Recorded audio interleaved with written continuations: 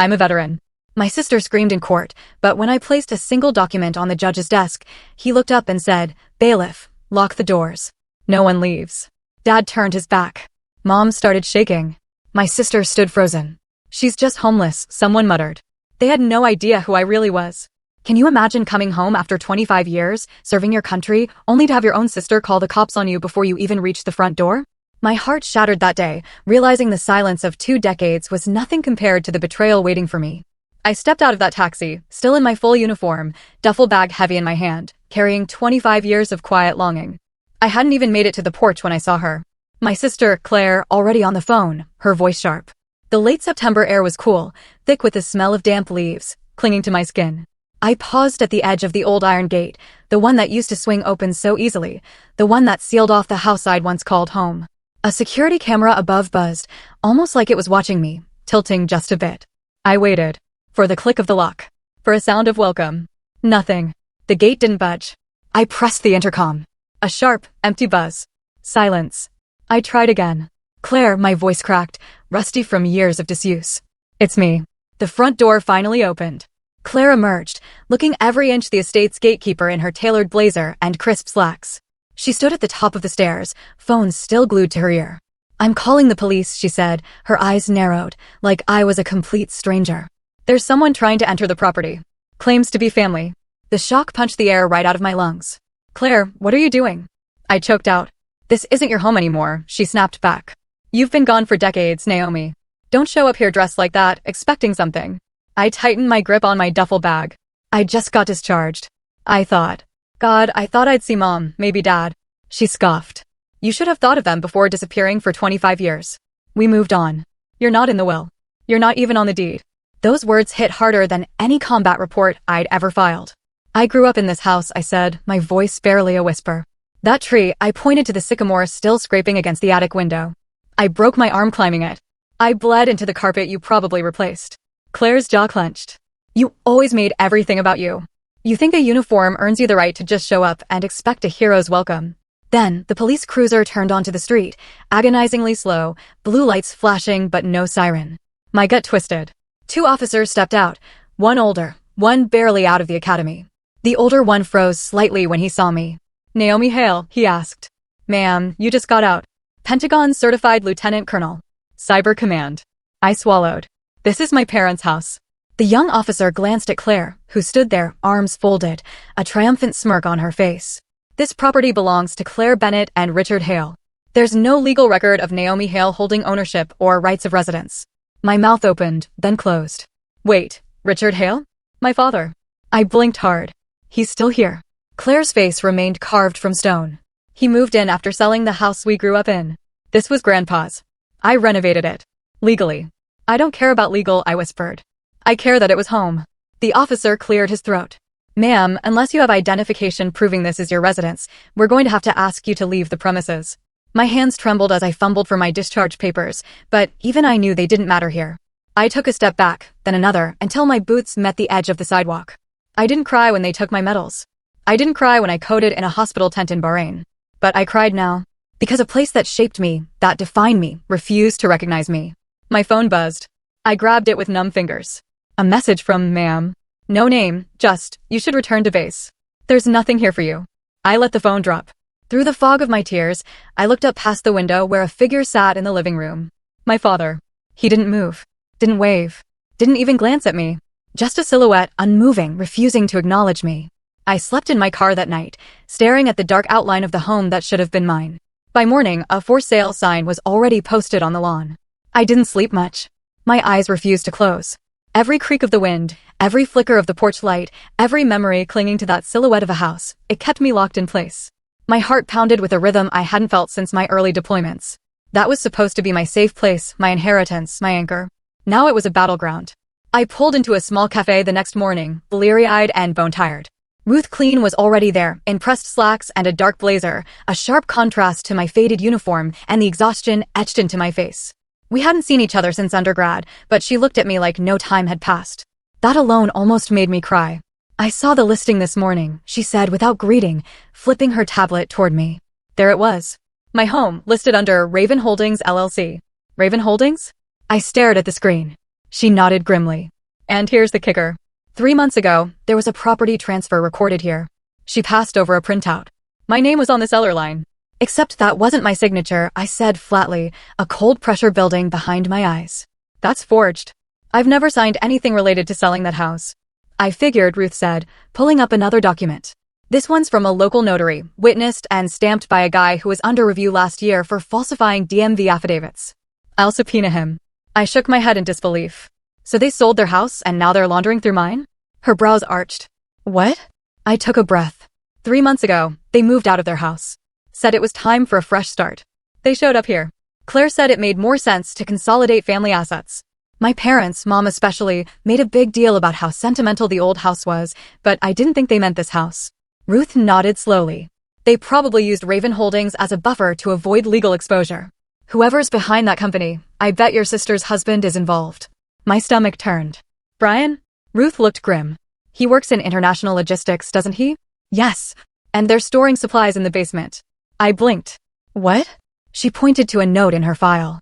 City utilities show a spike in energy consumption at the property, like something's being refrigerated, but no permit for renovation or commercial usage has been filed. Before I could respond, my phone buzzed. An email from my mother. I didn't want to read it, but I did. Naomi, this is not betrayal. It's practicality. You never lived here. We did. And you're never around. Love, Mom. It hit harder than I expected. Like she was justifying theft with maternal indifference. I need access to that house, I murmured. Not just to take it back. I want to know what's inside. Ruth hesitated. That could be dangerous, Naomi. If they're using the house for something illegal. Dates matched the copy I had stored in an encrypted archive from years ago. No transfer clause, no sale condition. It was airtight. A handwritten note was stapled to the top. I notarized this document that day. I know they falsified it later. Ms. I stared at it, heart pounding. Proof. The first crack in their narrative. I scanned it again, then snapped a picture and texted it to Ruth with a single line. This changes everything. I sat in the corner of my temporary rental. Bare mattress, one chair, no curtains, lit only by the blue light of my laptop. Outside, the night wind rattled loose siding. Inside, my stomach churned as I stared at the report Isaac had just sent over. I had reached out hours earlier, forwarding the original deed and the scanned will, along with the corporate trail Ruth had begun unearthing. He'd responded almost instantly. I remember Raven Holdings, he wrote. We flagged them as a front company during a 2012 counterintel probe laundering false, contracting dark money, but we were told to stand down. Case was sealed. Now, the name Brian Keene was staring back at me, listed under consultant logistics in the appendix of that same file. I froze. Claire had always insisted Brian save the family from collapse. He rebuilt Dad's business. Without him, we'd have lost everything. No wonder she protected him so fiercely. But rebuild with what? Dirty money? I opened the next PDF from Ruth. Transaction records tied to the shell companies leasing the warehouse. She'd traced them to 3 entities, each registered in Nevada under different names, but the money flowed to one destination, Claire's private account. Over $500,000 transferred in the past 18 months. I clenched my jaw and pulled up the leasing contract. Found the name of the property manager. I didn't need to read past the first line. My father's signature, bold and slanted, was right there. Land use supervisor. He had signed off on it. So, they were all in it. All 3 of them. I ran a background index on Raven Holdings through the private intel portal Isaac still had access to. The tags were damning: classified contractor cover, suspected financial funnel, domestic asset misappropriation. Isaac pinged again. You sure you're ready for this? If you move, they'll hit back. I replied without hesitation. I'm not backing off. I'm not just fighting for a house. I'm fighting to expose what they've done and who they're still hurting. I called Ruth. She picked up immediately. I have the contractor names, the bank routing, the signed lease. Everything links. And the forgery matches. My signature was copied from a tax return in 2017, notarized by a woman who hasn't been licensed since 2020. I already verified. Ruth was silent a moment. Then we file. Fraud, criminal conspiracy, real estate title tampering, possibly federal racketeering. If the Raven Holdings connection holds, it holds. For the first time since I'd returned, I felt grounded. Not angry, not broken. Focused. They erased me, I said. But now I found them. On paper. In crime files. In signatures. They forgot to hide. My inbox chimed. A leak. Subject, urgent. She's investigating. It was an internal email sent between 2 Raven Holdings addresses. Someone had forwarded it anonymously. She started connecting the dots. Clean house before the 16th locked down the CLA accounts. The Hale girls are persistent. I read it twice. They knew. They were already trying to erase the trail again. I stood at the gate again, but this time I was in uniform, decorated with honors. And beside me was someone more powerful than any medal, my lawyer. Ruth adjusted the strap of her leather case as we waited at the counter inside Fairfax Town Hall. Sunlight poured through the high windows, but the tension between us and the property office clerk was thick as cement. The clerk tapped her keyboard, eyes darting across the screen. "This deed is active," she said, almost too casually. Ruth didn't flinch. "That's precisely why we're here. We're filing a petition for immediate injunction on all transfers based on compelling evidence of forgery and fraud." I slid forward the folder Ruth had prepared, detailed analysis of the signature inconsistencies, the timeline of the false notary, and the suspicious account trails. At the top of the stack was the verified original deed from my grandfather's will. The woman's eyes widened. She looked at Ruth, then at me. "Lieutenant Colonel Hale," I said softly. "Retired. I grew up in that house." By noon, we had a stamped confirmation. The land office had enacted a temporary hold on all transactions related to the property, pending further investigation. It wasn't everything, but it was a start. A line in the sand. The drive to the house felt surreal. This time, we didn't park across the street or lurk in shadows. We pulled straight into the driveway. Claire's Lexus was already there. Brian's truck too. Ruth adjusted her jacket, pulled out the official envelope with the injunction, and handed it to me. "Let's give it to her together." I rang the bell. Claire answered, her lips already curled into that polished, performative smile until she saw my uniform. Then she saw Ruth. The color drained from her face. "We're here to serve you with a court injunction," Ruth said crisply, handing over the envelope. "Effective immediately, any transfer, lease, or modification of the property is suspended. You've been notified." Claire's hands trembled as she took the papers. "What is this? Some kind of joke?" she hissed. Brian appeared behind her, slow and deliberate. "You really want to go this route, Naomi?" he said, his voice like gravel soaked in oil. "You don't know who you're fighting."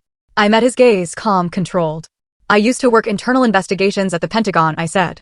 "I've seen men like you. Watch them bluff, threaten, then fold." His eyes narrowed. For a flicker, just a breath, I saw it. Fear. Not of me maybe, but of something unraveling. Claire sputtered. "You can't do this. You're not even the rightful owner." Ruth cut in. "That's what we intend to prove in court." Brian stepped forward. "This is harassment. You're harassing my family."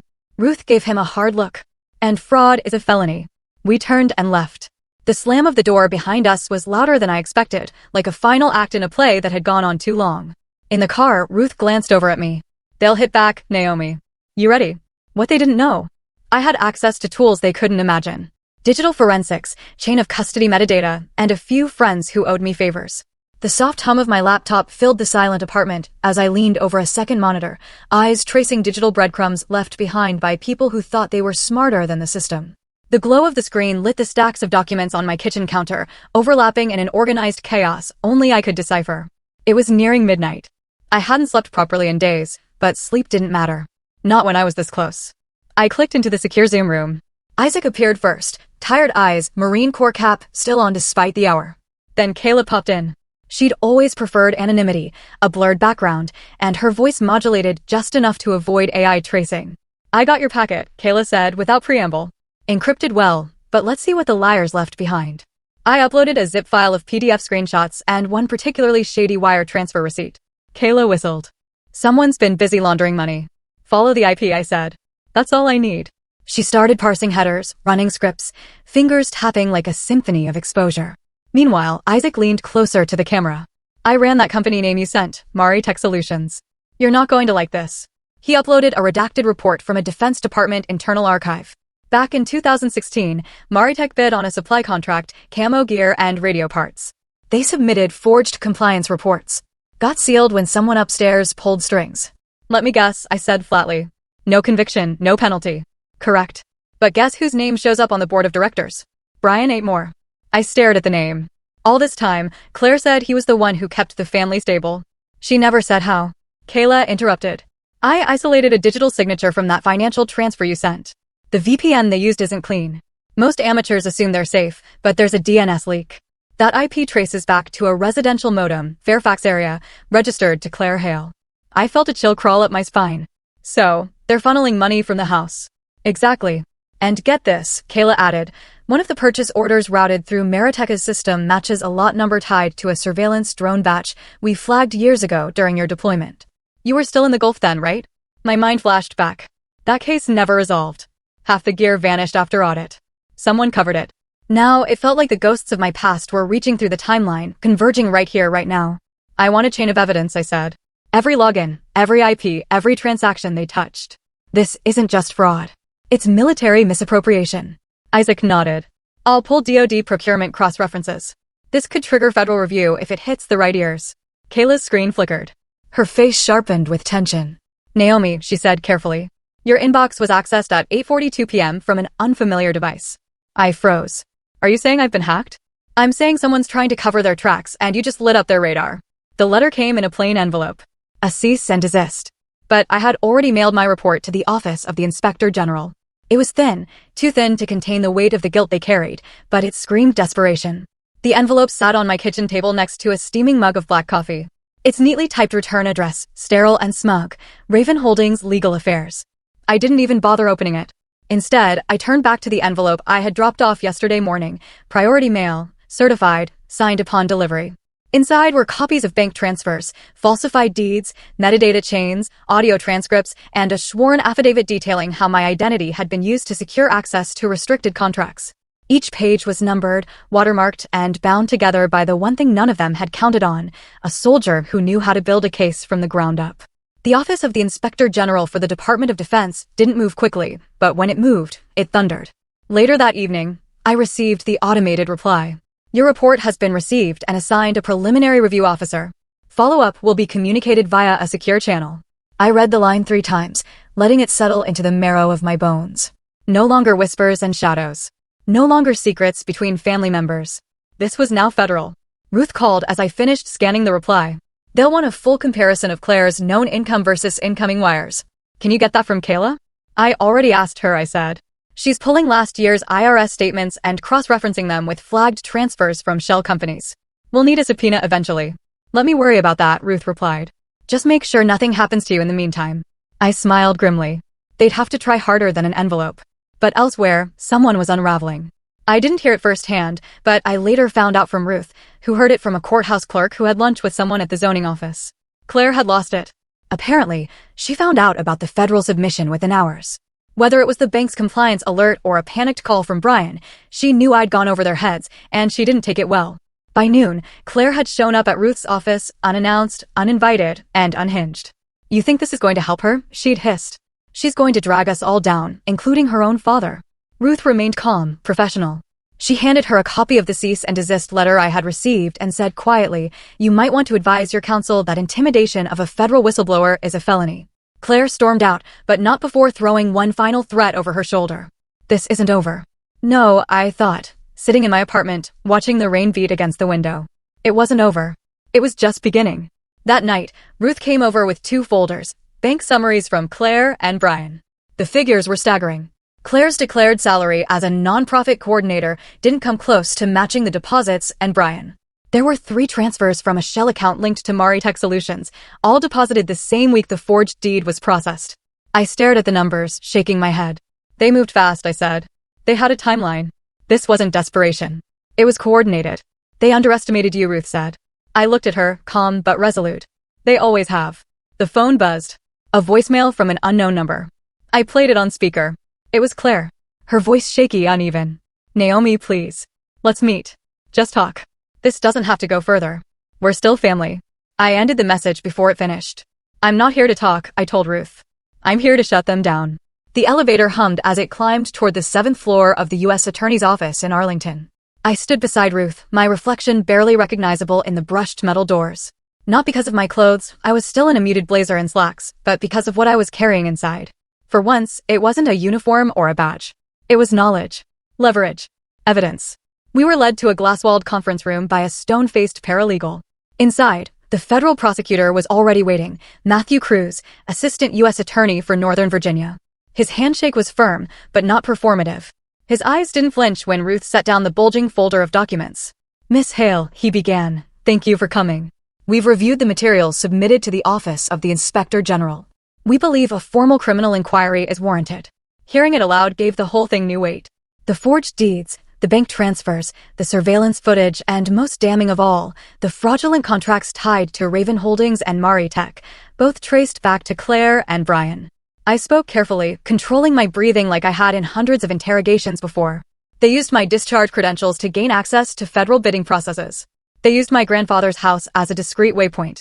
They never imagined someone would come back to check. Ruth added. We also have preliminary confirmation that Mr. Hale, Naomi's father, served as a proxy on property transfers to mask conflict of interest that may qualify as conspiracy to defraud. Cruz opened a leather binder. Based on what we've received, we're issuing federal subpoenas for Brian Whitmore, Claire Hale, and William Hale. They will be compelled to testify in a closed preliminary hearing 2 weeks from today. I leaned forward. I want to be anonymous until then. No public disclosures, no leaks to media or local authorities. They've already tried to intimidate me. We'll flag your testimony under protective status, Cruz said, but be advised, once formal charges are filed, anonymity isn't guaranteed. That's fine, I said. By then, I want to be the one speaking out loud. Outside the window, I could see the Potomac, placid and gray. The calm before the current shifted. That afternoon, I waited with Ruth in the lobby of Claire's nonprofit foundation. The subpoena was to be delivered in person. She didn't know we were watching from across the atrium. Claire walked in, high heels clicking, a too bright smile for the receptionist. It took less than a minute. A U.S. Marshal stepped forward, handed her the envelope, and spoke the words we'd waited weeks to hear. You are being summoned under federal subpoena for alleged participation in conspiracy and fraud. The receptionist gasped. Phones froze in mid-scroll. Claire's smile shattered. Her hand trembled as she took the envelope. She turned, eyes scanning the lobby. And for a moment, I thought she saw me, but she didn't. I was behind mirrored glass, watching the empire she built on silence begin to crumble. Later that night, Ruth and I stepped out of the federal building after finalizing the paperwork. The air smelled like the first hint of spring, wet concrete, pollen, tension. I've rarely seen a case turn this fast, Ruth murmured. They know they're exposed. Good, I said. They should be afraid. As we reached the parking garage, I slowed. A black sedan sat idling across the street. Windows tinted, engine running. No license plate visible from this angle. Just long enough to be watching. Just long enough to make sure I noticed. The courtroom was cold, white lights overhead, pale walls, steel benches that hummed when I shifted. I stood behind the witness table, right hand raised, the oath catching in my throat like sandpaper. I didn't shake, but I remembered the day my grandfather handed me the keys to the house. The day I came home to find my name erased. The night I heard my father's voice, masked in shadows, plotting behind my back. Now I stood here, not as the daughter who had been disowned, but as a decorated officer, a cybersecurity analyst with clearance history, and most importantly, a plaintiff backed by federal prosecution. The prosecutor began. Miss Hale, please describe what was done to your property. I met his eyes, then shifted toward the bench. They forged my signature on a deed transferring ancestral property. They altered bank records, funneled money through offshore accounts disguised as nonprofit funds, and they used my military discharge credentials to apply for federal contracts they had no legal access to. He nodded. Did you consent to any of this, ma'am? The evidence came in waves. A photograph of the deed with the falsified signature. A screen capture of the IP logs Kayla had tracked to Claire's home network. Audio files with my father's voice, subdued but distinct, arranging late-night deliveries to the warehouse behind my house. And then came the financial documents, bank transfers from Raven Holdings to shell corporations in Claire's name. Another to Brian's Mari Tech Solutions. Amounts too large for helping the family. Claire sat stone still, face pale beneath her mascara. Brian leaned forward, jaw clenched, whispering urgently to his lawyer. My father didn't even blink. The defense tried. Brian's attorney objected to the admissibility of surveillance footage not obtained through legal means. Ruth stepped in with a declaration signed by our digital expert, data chain of custody intact, no tampering, time-stamped. Claire's lawyer tried to spin the narrative. My client acted under the impression that Naomi had relinquished claim to the house. This was a familial misunderstanding. I leaned into the microphone. A misunderstanding doesn't involve stolen credentials, falsified signatures, and use of federal infrastructure for illegal bidding. The final nail came when the prosecutor held up a physical copy of the procurement contract, complete with my old clearance codes and Brian's name on the submission. He looked like he might bolt. Then the prosecutor turned to my father. Mr. Hale, can you explain the source of the $320,000 you transferred to Mari Tech Solutions? Silence. He looked toward the floor, then toward Claire, then finally toward me. But I wasn't his daughter now. I was a federal witness with everything to lose and nothing left to protect. The prosecutor's voice was calm. In your opinion, Ms. Hale, does this constitute a deliberate conspiracy? Yes, I said. It wasn't just about a house. It was about power, control, and silencing someone they thought wouldn't come back. He nodded once, then turned to the judge. In closing, Your Honor, the defendants did not simply defraud a veteran. They undermined the integrity of public trust, used federal systems for personal gain, and orchestrated a coordinated attempt to erase accountability. These are not family disputes. These are federal crimes. The courtroom exhaled. Somewhere behind me, pens scribbled on notepads. Reporters, finally allowed to witness the case. I could hear the clatter of keys, smell the ink from the printed exhibits. I felt every eye turned toward me as the judge recessed the hearing. I stood slowly, stepped down from the platform, and gathered my things. My palms were sweating. I told myself it was adrenaline, not grief. Outside, I moved through the crowd of photographers and questions, ignoring the flashes. Ruth stayed close. She didn't speak. Neither did I. Not until I reached the edge of the sidewalk and saw her. My mother, standing under a tree, hands clasped together like in prayer. Her mouth trembled, but no words came. Her eyes were red. She hadn't said a thing in years. Not one letter, not one call. But now she was here, and I, who had faced war zones and courts alike, found my hand trembling. For the first time in years, every seat in the courtroom was filled. Not to watch me fail, but to hear the truth. The federal courthouse in Alexandria had never looked so full. Rows upon rows of observers sat in tense silence. Some in suits, some in uniform, and others with faces lined by years that mirrored mine. C-SPAN cameras were discreetly tucked in corners. I could feel every lens on me as I stepped to the front. I wore my uniform not just because I had earned it, but because it was the only armor I had left. My ribbons were real. My service was real. And today, I'd let that truth speak louder than any forged deed or whispered lie. Miss Hale, the prosecutor began, you may proceed with your full testimony for the court. I took a breath that felt like peeling off rusted chains. My name is Naomi Hale. I served over 20 years in the Department of Defense's Cybersecurity Task Force. I held top-level clearance. I came home with honor, expecting only silence. Instead, I was erased. A murmur swept through the benches. My name was removed from my family's will, from their home, from their story. They forged signatures, laundered money, used my identity to access military contracts. They did it. Under my father's approval. They did it while calling me unstable, dangerous, irrelevant. Gasps now. The prosecutor played the audio file. Claire's voice crackled through the speakers. She's just an unemployed soldier clinging to medals that don't matter anymore. No one moved. One veteran near the back, a man in a faded navy jacket, shook his head slowly. Another, seated beside him, reached for her cane, jaw clenched. I turned to the judge, but I was speaking to everyone. We don't wear these uniforms for medals. We wear them because we believe in something larger than ourselves. I did not serve to return home and be treated like a threat or a burden or a lie. Someone clapped, just once. But then others joined. Not everyone, not the ones in tailored blazers who probably golfed with people like Brian, but enough. Enough to know I wasn't alone anymore. The judge lifted his hand. Silence resumed. The prosecutor nodded. No further questions. Claire sat frozen. Brian's hand twitched over his tie. My father's stone face still stared past me. The judge leaned forward. Given the volume and substance of evidence submitted, this court will proceed to a full criminal trial in 6 weeks from today. All motions to dismiss are denied. All current restraining orders and property freezes remain in effect. I exhaled just slightly. It wasn't over, but we were past denial, passed out. This was real now. Court recessed. I gathered my notes, stepped down from the stand, and caught the eye of that Navy vet on the back bench. He gave me a nod. Just that, but it said everything. I turned toward the hallway. Claire was already reaching into her handbag, fingers moving rapidly across her phone. She didn't look at me, but I saw it. She opened her photo app, scrolled through pictures of family dinners, holidays, and smiling portraits from years past. She tapped one folder, then another. Claire quietly pulled out her phone and deleted every photo of Naomi from the family's social media account. They tried to destroy every trace of me, but I had archived everything, even their crimes. I sat cross-legged on the floor of my apartment, the soft hum of my encrypted laptop filling the silence. The external drive rested beside me like a time bomb, one they'd forgotten I even owned. My fingers trembled slightly as I plugged it in. Not from fear, from restraint. File directory loaded. The first folder was dated 7 years ago, labeled Legacy. Inside were scans of contracts, correspondence, grainy surveillance stills from years past. They'd once been my insurance policy.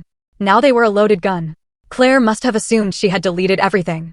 She always had a knack for arrogance, but she hadn't counted on me backing up every drive I ever used. She hadn't counted on military-grade recovery software, and she sure as hell hadn't counted on me coming back with a legal team. I pinged Kayla with a file batch, encrypted, timestamped. Within seconds, she responded, "Got it. Matching metadata confirms creation from Claire's home IP. This is gold." Next, I called Ruth. "I'm coming in," I said. "And I'm not alone. I'm bringing ghosts." She didn't ask questions. Ruth never did when my voice sounded like that. At the firm's downtown office, Ruth waited in the boardroom, sleeves rolled and eyes sharp. I slid the drive across the table like a chess piece. "Contracts processed through shell vendors," I said, opening the file. "All routed through Maritech and Raven Holdings. Look, this one's a falsified procurement agreement for drone parts. Same model we used to inspect in Kuwait." Ruth's brows furrowed. "You're telling me they reused defense documents to mask fake orders?" "Not just reused, modified, then ran payment cycles through dummy vendors using addresses that matched my father's commercial listings from the 90s. They resurrected his old businesses on paper. Claire managed the routing. Brian did the laundering. My name was used to legitimize it." She opened her laptop and uploaded the files into our official court submission. "I'll add these to the affidavit. The court will want a certified backup." "No problem," I said, pulling out a second drive. "I have 3. A notification pinged. Kayla again. For your information, Brian tried to scrub his metadata trail 2 days ago, but he didn't know we had the backup from your last OS scan. He's cooked." I forwarded the message to Ruth, who let out a dry chuckle. Claire and Brian thought deleting files would save them. They underestimated a woman trained to extract secrets from nation-states. I watched her file the documents into the federal repository one by one. Every forged receipt, every IP record, every manipulated digital signature was now admissible. But the moment that made me freeze wasn't technical. It was personal. One folder deep inside the archive, untouched, titled Hale Family Originals. My heart skipped. I clicked. Among receipts and email logs, a video loaded, grainy but clear. It was my grandfather in his study the day he signed the original will. His voice unshaken. "This house goes to Naomi. She's the one who never left. Not in spirit. I trust her to keep it safe." The document was visible on the desk, unaltered, signed, dated. The same one I had shown Ruth weeks ago, but now with a recorded confirmation. We both stared at the screen. "That's your hammer," Ruth whispered. I nodded. "Time to swing." Just then, my phone buzzed. An anonymous number. I almost ignored it. Then I saw the subject line. Internal email. Forwarded copy. I opened it. From undisclosed@ravenka.net to redacted. Subject, urgent message. If Naomi opens her mouth, we don't just lose assets, we lose our freedom. We need to move fast before the hearing date changes. I passed the phone to Ruth. "They're panicking," she said, reading. "Let them," I replied. Her phone buzzed next. She answered and listened in silence, eyes narrowing. "Understood. We'll prepare accordingly." She hung up, looked me dead in the eyes. That was the federal prosecutor's office. Based on this new evidence and risk of flight, they're pushing the trial forward. I leaned back in the chair, adrenaline humming through my limbs. It was happening. The timeline was collapsing in our favor. The cliff edge we'd been dancing along had just shifted beneath their feet. And this time, I wasn't the one about to fall. They had their secrets, their manipulation, and each other. But I had something more dangerous, the truth under oath. Brian Hale walked out of the Raven Holdings headquarters for the last time under a swarm of flashing cameras. The press release had gone out just minutes before. Due to pending federal investigation, Brian Hale has been placed on indefinite leave pending internal review. The company had cut him loose the second the indictment list leaked to media contacts. No one wanted their name tied to federal conspiracy. At the same time, Claire Hale was across town in a lawyer's office that smelled like old mahogany and desperation. She was alone. Her posture wasn't sharp anymore. Her voice cracked as she tried to frame her statement. "I was manipulated by my husband and father," she told the assistant district attorney. I didn't know the details. I was following family orders. It was a gamble and a cheap one. But desperation makes people throw each other under the bus faster than the ink dries on a subpoena. Back at Ruth's office, I watched footage unfold on the news. Brian's stoic face surrounded by bodyguards. Claire, ducking under her coat at the courthouse steps. But the one that made me pause was the image of my father. He was standing inside what used to be the family home, his hands trembling as he shouted into a phone. The video, taken by a local reporter, captured him slamming his fist against a glass coffee table, shattering it into jagged pieces. The clip played over and over. "Family patriarch loses composure amid scandal," the Chiron read. "Public narratives turning," Ruth said, not looking up from the stack of documents. "I know," I murmured. "They're unraveling faster than I expected." My phone buzzed. A courier message. I opened the envelope and found a handwritten letter. The stationery was delicate, slightly yellowed at the edges. The handwriting was careful and old-fashioned. Naomi, I've watched from the sidelines far too long. Your mother and I were close once. I knew about the house. I knew your name was on the will. I also knew she let them change it. I'm sorry I didn't speak up sooner. Margaret Lewis. Margaret had been a friend of my mother's, one of those women who hosted brunches, who always asked how I was doing, but never really listened. And yet now, here she was, reaching across years of silence to say, I knew, and I stayed quiet, and I regret it. I folded the letter slowly.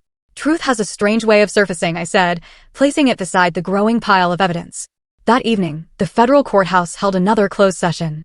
This time, the judge was ready. The court finds sufficient cause to freeze the financial assets of Claire Hale, Brian Hale, and William Hale, she announced. Effective immediately, these accounts will be placed under investigative seal and subject to audit. The moment was sterile, procedural, and devastating. Everything they had built by fraud was now under scrutiny. Their liquidity evaporated in minutes. Homes, cars, stocks, college funds, gone. The empire built on my silence was collapsing, brick by forged brick. I stood outside the courthouse steps as the wind picked up. The sky was bruised with the color of approaching night. Reporters crowded near the gates. Some called my name, but I ignored them. Then my phone rang. It was a number I hadn't seen in years. Naomi? The voice shaky, unsure, familiar. My mother. She said nothing else, just my name. And in that brief silence, I could hear everything she didn't say. Regret. Fear. Maybe even guilt. I held the phone to my ear and didn't speak. Let her sit in it. Let her feel, for the first time, what it was like to be alone on the other end. It was late afternoon, the light stretching long shadows across the courthouse steps. I just finished reviewing the final briefing with Ruth when I saw him standing near the marble column by the hallway. Not in a suit, but in his old wool coat. His tie was crooked. His face was pale. He looked smaller than I remembered. I didn't slow my steps until I was nearly past him, but then he spoke, low and hoarse. Naomi. I turned. Mr. Hale, I said flatly. His face crumpled at the title. Don't do that. I'm your father. You lost the right to that word the day you erased me from everything, I said. I didn't know it would go this far, he said. You didn't care, I corrected. That's what you mean. I made mistakes, he said, hands open, pleading. We were trying to protect the family. By forging documents? Stealing my house? Laundering money through a company that used my clearance? That's protection. He looked away, jaw tight. I was scared. No, you were proud, I said. You couldn't stand that your daughter came back in uniform instead of a dress, holding medals instead of wedding invitations. His eyes flickered. That's not fair. No, I said quietly. What wasn't fair was you not coming to my retirement ceremony. Remember that? When I called and invited you. He stayed silent. You said, and I quote, that's not something to brag about. It's just a job. 25 years of service, and you reduced it to nothing. He swallowed hard. Claire was going through a rough time then. Claire was always going through something, I said, bitterness creeping in. And you always had time for her, for Brian, but never for me. He didn't argue. Instead, he lowered his voice. You've already humiliated us. The indictments, the hearings, the news coverage. Please, Naomi, don't let it go further. I laughed, short and sharp. You think this is about humiliation? It'll destroy our name, he whispered. Our name? I echoed. You erased my name from the will, from the family records, from everything. I panicked, he said. I let Claire talk me into things. You signed? You knew. He didn't answer. After a moment, he reached out his hand, trembling as it hovered near mine. I know I failed, but I'm still your father. I stared at that hand. For a second, I saw the man who once held mine on the walk to school, who once helped fix my bike chain. But then I remembered the empty seat at my officer commissioning. The silence after my deployments. The house I came home to only to be thrown out like a stranger. I didn't take his hand. Behind him, I saw her, my mother, standing near the edge of the colonnade. She hadn't approached, but she watched. Her arms were folded tight across her chest, her eyes rimmed red. I don't hate you, I told him. But I can't forgive you on behalf of justice. He flinched. And justice, I said, is coming, whether you ask for mercy or not. He turned away then, shoulders hunched. I walked past him without looking back. As I reached the bottom of the steps, I felt someone beside me. My mother. She didn't meet my eyes, but her voice broke the silence. If I had made different choices, maybe it wouldn't hurt this much. I looked at her for a long second, then kept walking. The courtroom was quieter than I expected. For all the weeks of hearings, motions, and cross-examinations, today felt still, final. There was no shouting, no dramatics, just the gavel, the judge's even tone, and the weight of consequences being carved into history. I sat beside Ruth, our shoulders barely touching. Across the aisle were Claire, Brian, and my father, lined up in a row like defendants in a photo I never imagined I'd see. Claire's face was pale, jaw locked. Brian's eyes flicked around nervously. My father looked old, not from age, but from erosion. The slow crumbling of arrogance under truth. The judge's voice echoed, Claire Hale, 6 years in federal custody. Brian Caldwell, 8 years. Edward Hale, 10 years with no parole. A sharp intake of breath rippled through the courtroom. Then silence again. No cheers, no applause. I didn't smile. I just nodded once to Ruth, who closed her folder and placed a hand gently over mine. It wasn't victory I felt. It was completion. Outside, the press swarmed, but the first people I saw were the veterans, men and women in faded uniforms, some leaning on canes or wheelchairs, others with ribbons pinned proudly to worn jackets. One of them, a man with a prosthetic leg and soft, steady eyes, stepped forward and extended his hand. Colonel Hale, he said. I shook it. We're not forgotten, I told him. He nodded. Not while people like you are still standing. Flashes from the cameras lit up my peripheral vision. A reporter shouted, Do you hate them now? After all this. I looked toward the sky for a moment. The sun had broken through the morning fog. Warmth touched my face. I don't carry hate, I said. I carry clarity. I walked down the steps slowly. Ruth beside me. Isaac was waiting by the car and Kayla sent a thumbs up from across the lot. They were more than allies. They were the family I chose. I didn't return to the house. I didn't need it anymore. What I wanted was never brick and wood. It was the right to belong to my own story. Weeks later, I stood inside the Defense Service Library, staring at the wall of dedication. It was made of dark granite, etched with names of those who had contributed to national security in extraordinary ways. I had walked past it once as a young cadet, whispering promises under my breath. Back then, it felt like a monument for others, untouchable. But now there it was. Colonel Naomi Hale, Cyber Command, OA, 2000 to 2023. Valor, service, integrity. No family portrait ever meant as much. No inheritance ever compared. As I stood there, my reflection blurry in the polished stone, I felt tears sting my eyes, but I didn't cry. I stood tall. They stripped her of her name, her home, and her dignity, believing no one would ever believe a so-called broken soldier. But in the end, it was their lies that unraveled under oath and her truth that stood unshaken. Justice doesn't arrive in noise or vengeance. It arrives in the quiet courage of someone who refuses to stay erased. When injustice is met with unwavering courage, the final verdict can echo through a lifetime. Some battles are fought in silence, in courtrooms, and in the hearts of those who have been betrayed. And sometimes, the quietest warrior is the one who wins the loudest.